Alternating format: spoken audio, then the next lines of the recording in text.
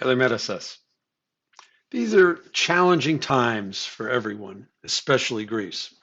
But HR can play a vital role, not just because we're the social conscience of our organizations, but also because very often we can help executives and whole groups of people refocus on the important factors that matter.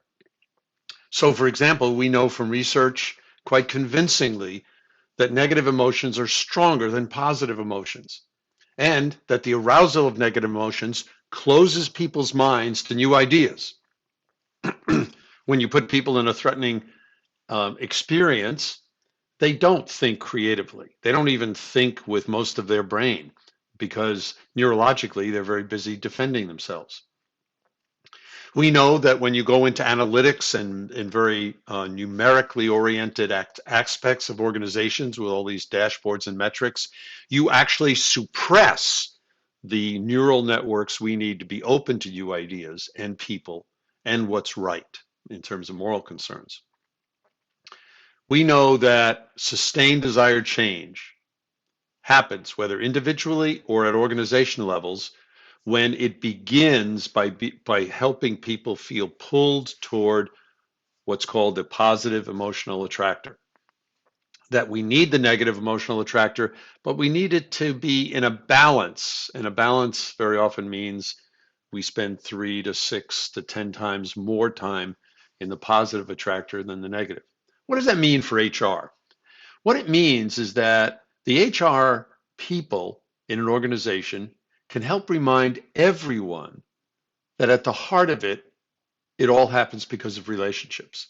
And that our functioning in organizations isn't just an analytic process with parts of our brain. It uses our whole brain, which means it is both emotional and analytic. And in appealing to these concepts, in appealing to help people to be more thoughtful, more compassionate, more considerate, that we actually can help people make more creative, more adaptive decisions in business organizations. But very often the arena of relationships is one that we have to remind people because they get drawn into this numeric, financially oriented way of thinking about organizations that's very limited. So yes, human resource executives and staff can be the people who can help refocus attention on the future. We know that you enhance the likelihood of getting sustained desired change when you pull people into the positive emotional attractor. And according to the research, the simplest way, the most direct way, the most powerful way to do that is to create a dialogue in our relationships about the dream of the future. Yes, I know it sounds fuzzy. You talk about vision when all these pragmatic issues are going on.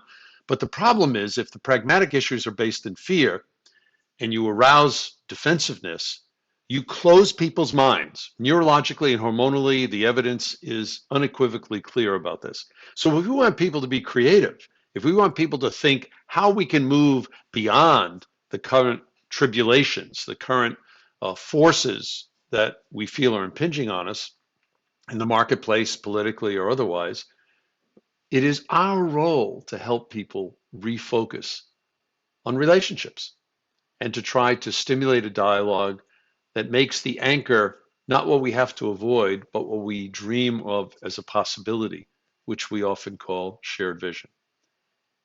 And we also need to remind people that it's important that we care for each other, that to treat people as elements of a machine is not something that leads people to want to give their all and be engaged. So in pursuit of better effectiveness, more adaptive thinking, more engaged relationships to the organization, I hope during the next hours in the conference, you'll be able to use the time to think about other ways to stimulate more shared vision, more shared compassion, more shared positive energy in your organizations. Because if you do, you become positively infectious, and then people around you start to be more adaptive and start to feel more excited about a possible future that can happen. So have a great conference and enjoy.